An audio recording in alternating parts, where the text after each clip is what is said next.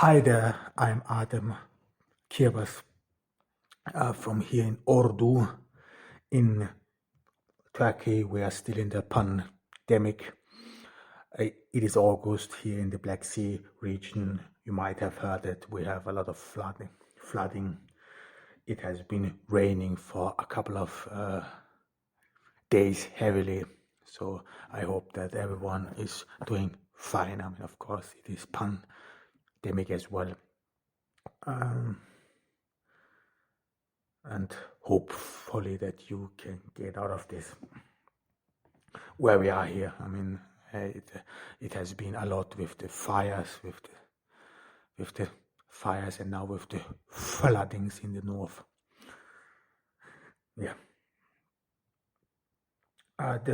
Today I will continue. This is again about my work as an author. Today I wanna talk about my screenplays Lettuce, Invert and Lifesaver. Last time I talked about this arduous task on how to arrange scenes. This is a science in itself.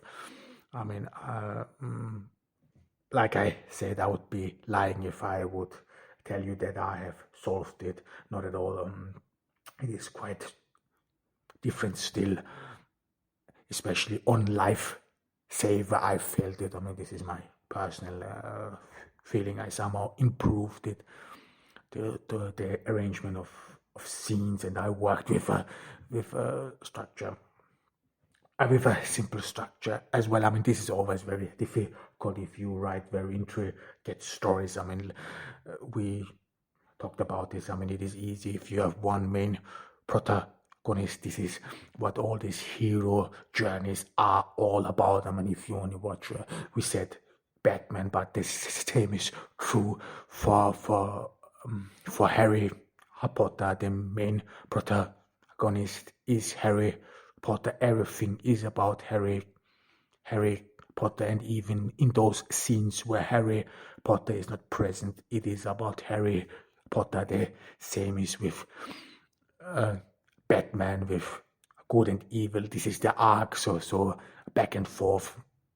When Bruce does something, then it has a reaction. You could see it like a ping pong or whatever. And all these hero journeys are pretty much built on that fact. And this is mainly from a small world to a bigger one. Only think about Lord of the Rings, the development from the Hobbit, Frodo, who becomes the ring bearer, and he has to go into a journey. So you could see this from a small world, from a well-known world, from an idol, then you go out to the world. I mean, this is many hero journeys start that way. Some you live in an idle world in their own land, or in Batman with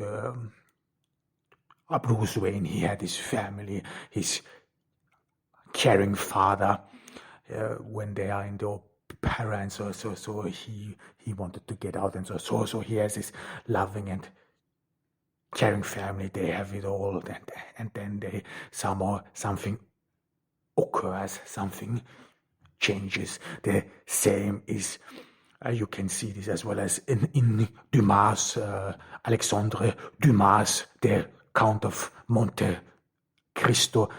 Edmond Dantes has everything. He has Mercedes, his betrothed. He's the second in command at the ship of the Pharaoh, and then the captain dies, and Edmond Dantes takes over the control of the ship, and he's been awarded by Monsieur Morel, so he has everything. And then those people who hate him, who envy him, they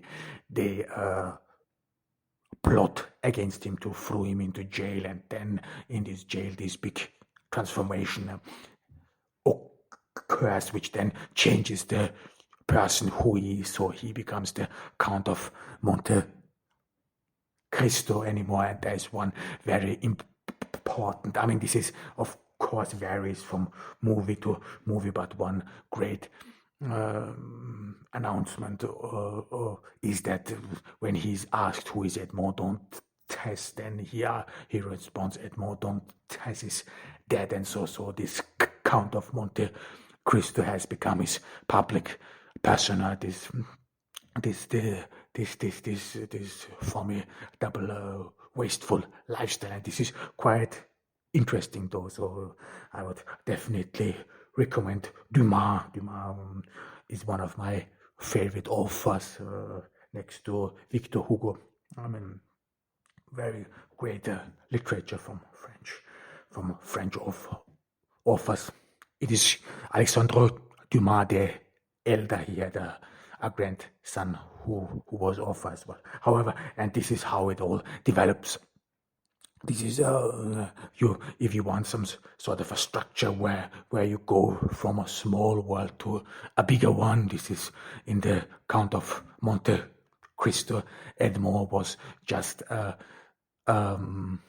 mere fisher's boy or a peasant boy from near Marseille, so he was not wealthy or anything, but Monsieur Morel liked him, supported him. His father was poor, and so on, and then he envied a lot. And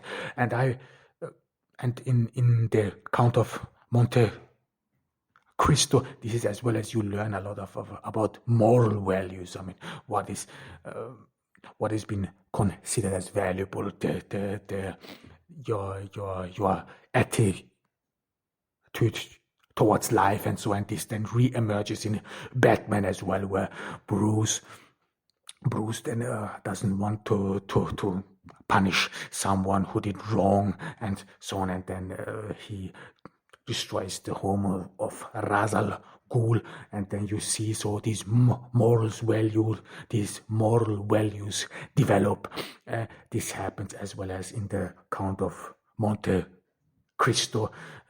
Edmond then realizes more and more that he still has feelings for Mercedes, as well as that he takes care of other people. Think about the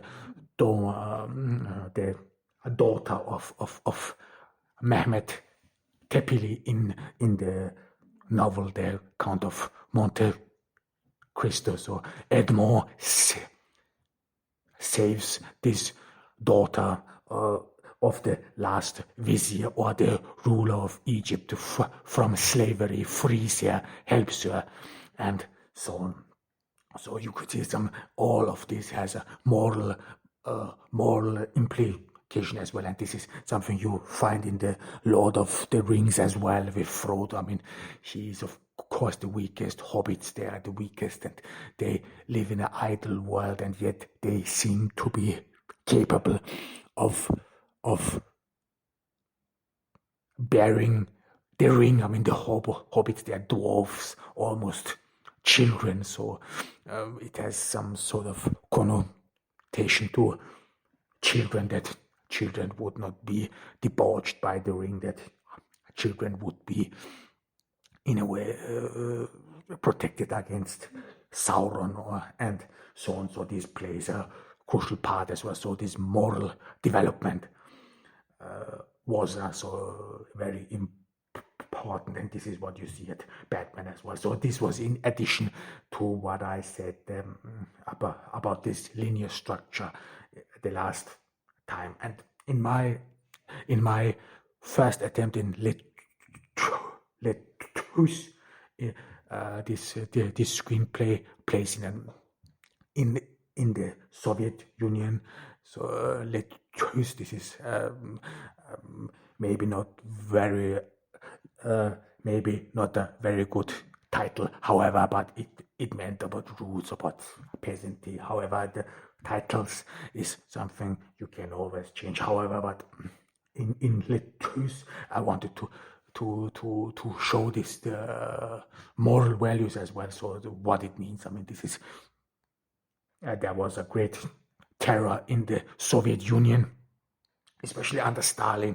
Under Stalin, I mean, people were killed, people were disposed of. There was always new orders. I mean, Stalin himself actually didn't even know the names of the people who would be killed and so on. He just made orders or gave out orders that so and so many people need to be liquidated, and then his secret commanders and people who support him, people who benefit from him, that they would just execute these excuse me execute these orders.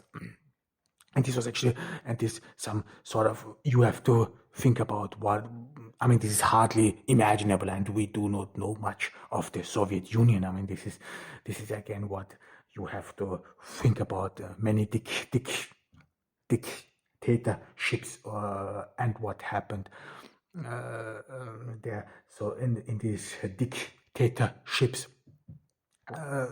you could be always the next, you could be always deposed of. So no matter how complacent you are, in the end it does not help you. I mean, this is what I try to emulate or try to show in my screenplay with the main protagonist Dmitry Fugasin, who is actually comes from a family who did fight for the regime. His brother was part of the regime, but yet still this could not protect him, or still that he's been doubted, still he could be among those dead people as well as many people as well. So if you think that you are protected, if you think that nothing can happen to you, you are taught better and so on. And then we see that Dmitry Fugasin is actually an anti-hero because he was trained in a way. He was trained in a way to follow orders. This is what you see, is what I try to write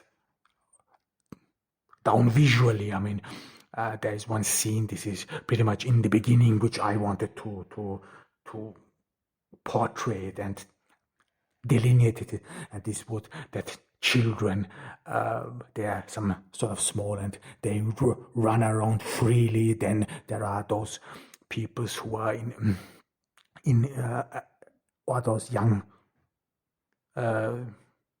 pupils who are in Boy Scout or female Scout uniforms, so they are being molded by the party. They have to emerge, or are the bearers of the party. And then this is the world of yesterday. So their parents and grandparents, these poor peasants, they still live in a different world. They still live in the past, or as well as in the future, because this meant that their world has in a way not changed, but and not only that, but that they are not really part of this world, that they are not really part of this feast, that they are still left outside, and that they can only watch how this machine, how this Soviet machine, how this communist regime pretty much devours their children, pretty much takes them in. So, and Dmitry Fugasin in his uniform is part of it as well. I mean, his mother, Marina Fugasin, is very proud of him. He gets a lot of attention, and she uses him to get a lot of attention. But then in the end, he cannot commit to the party or the party line, and this makes him actually an anti-hero in that sense, that he is not willing to liquidate his uncle and so on. And then he's saved by Svetlana, who has or was close with his brother, who was killed as well. So in this movie script, I wanted to show, I mean, what could happen in a life, or what it was probably be. back in the days of